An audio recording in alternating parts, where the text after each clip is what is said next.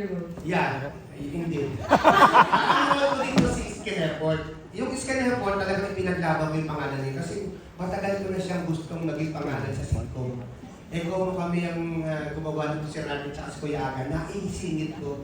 Ako yung best friend ni Aga nung araw pa, bago pa siya mag-asawa, na naging kasama din niya sa family niya. Actually, itong The First Family, in-offer sa akin ito 3 years ago. Pumunta pa si Boss MVP at saka si Boss Vic sa bahay para i-convince ako. But it took me 3 years to accept this. Yeah, because I'm so busy doing house chores.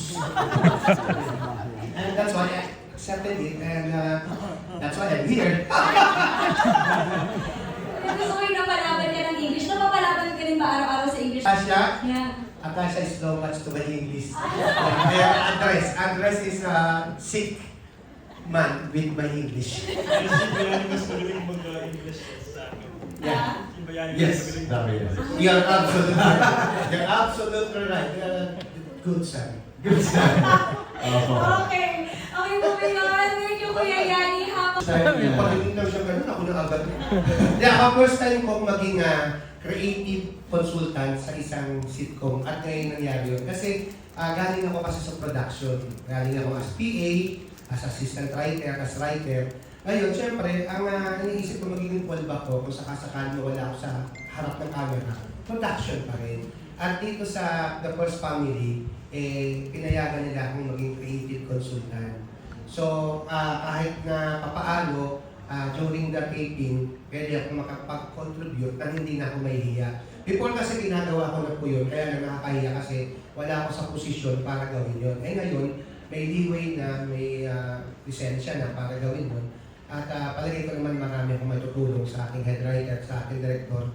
Kasi po yung director po namin, si Danica Paras, kita niyo naman po talaga na puro puti na po yung buhok niya.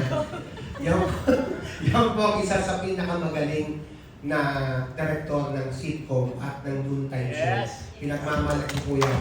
Noong panahon ng magandang Tanghali Bayan, kaya po kami nag-rating nun, si Direk Danica Paras po ang nagsimula at magkaroon kami ng mataas na ratings dahil po sa kanya. Siya po yun. Walang iba pwedeng umangkin ng magandang Tanghali Bayan, si Direk Danica Paras po. God bless you.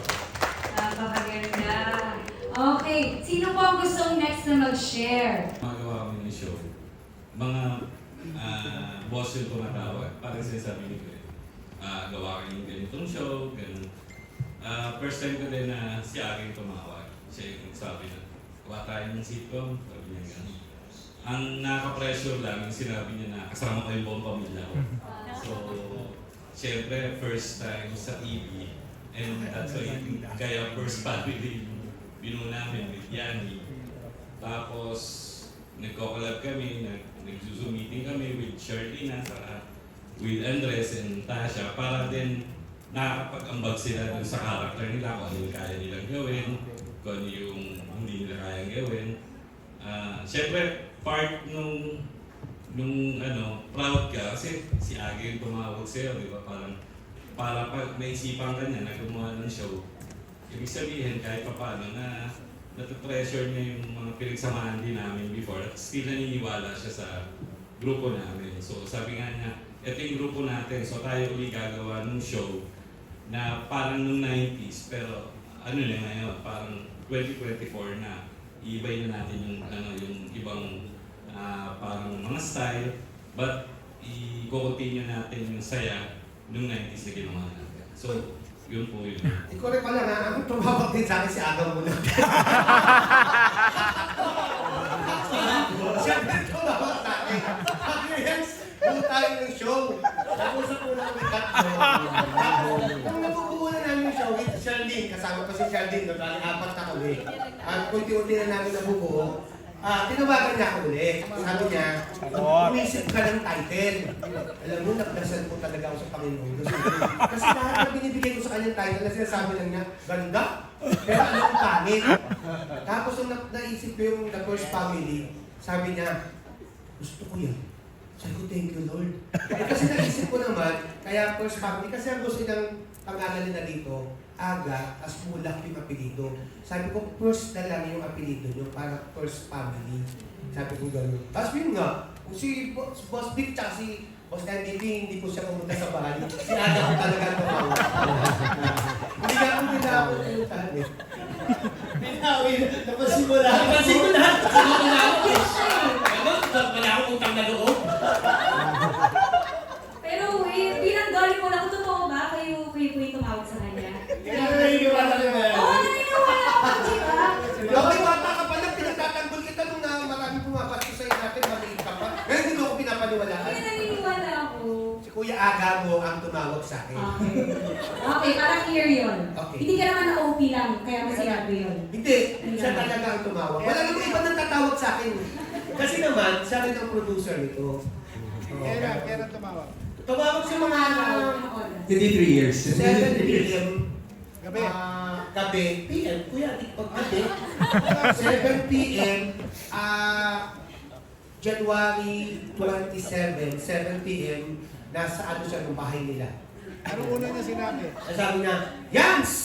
Tapos patagal siya nag-pause. Siguro mga 3 minutes. Tagal. Hinintay ko nga. Sabi ko baka nabigla lang to. Sabi, Yans! Gawa tayong sitcom. Bye! Ganun lang? Doon alam ko naman pauna yung introduction lang niya. Tapos after a week, tumawag ko siya. Yans! 5 minutes pause. Dati siya may pause eh. Kasi mahina ang ulo niya eh. Hindi siya nakakapag-isip agad ng mga sabi. Pero natataka ako, parang hindi kasi alam ni Miss Shirley yung kwento, kuya yan. Kasi parang first Oo, time na nilihim muna namin sa kanya. May ganun palang Oo, tinignan nagana. namin siya. After 1 week, sinabi na namin kay Charlene. Tapos sabi na sa akin, gusto ko yan! Tapos 10 minutes lang siya. Yes, doon na siya. Yes, bye! Sabi ko nga. Marami ka pa tanong? Okay. Maraming salamat. Kuya Yani, nakabawi ka dun. Mawin pa eh. Of course, moving on to Natasha. I know we have a lot of projects left.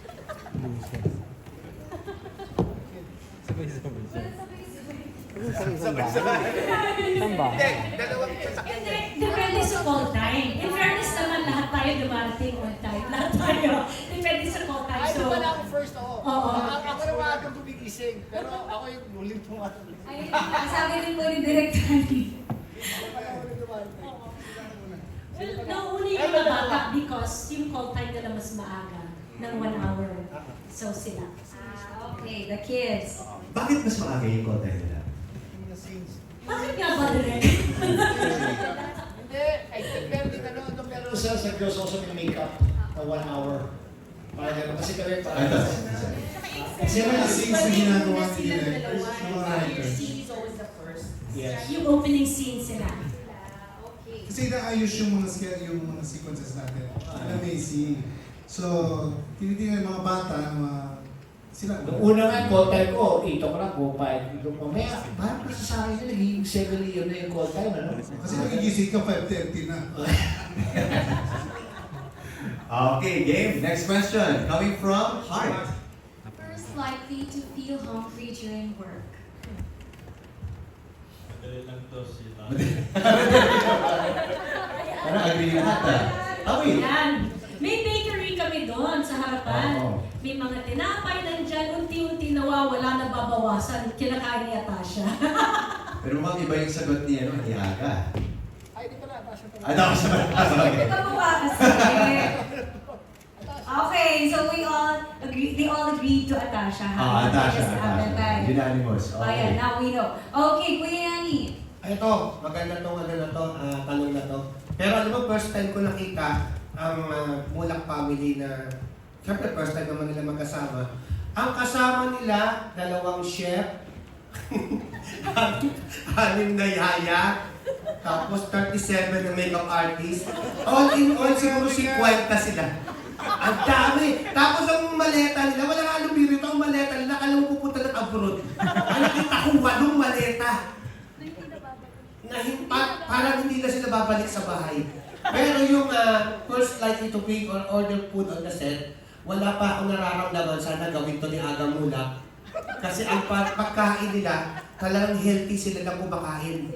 Oo, may shop sila doon na may nutritionist pa. Nutrition. Oo, sinusuri pa nga kami, pati kami sinusuri pagkain namin. Pag mga kami pakialaman. Oo, naka-uniform tong chef ha. Naka-uniform. Parang may ratatouille pa nga na dala. Nagdala siya isang dagang maliit. Sa wala pa, sana tabla naman si Aga muna. Kasi kinakain niya na healthy, sila lang kumakain, wala pa kami. Oo, si Ate Ses nagdadala ng pagkain, pero pang matanda. May walang sugar, walang salt. Ganon. Ang kinakain natin, hindi ba yung pagkain ng iba, tapos nagpapanggap tayo na ano? Oo, meron doon naiwan na biskuit. Sa sobrang gutom namin, kinain namin. Hindi naman pala amin. Sa makeup artist. Tapos nagpabili makeup artist ng madami. Kasi sabi ko, patay gutom to mga artista na ito. Sabi, nagpabili ng 4 na gano'n. Kuya Aga, sama mo na kami dun sa shop ha? Dun sa menu ha? Kuya, yung question mo, first... Kasi nga wala eh. Wala ba? So, wala kayo dyan sumagot. Wala. Ikaw na sumagot. Ako na. Okay. Kanya-kanyang baon. Kanya-kanya ba? KKB. Kanya-kanyang bago, chef. Okay. Ay, Okay, KKB. next, for Ken. Edamon, go ahead and read it first. Likely to laugh during a funny scene.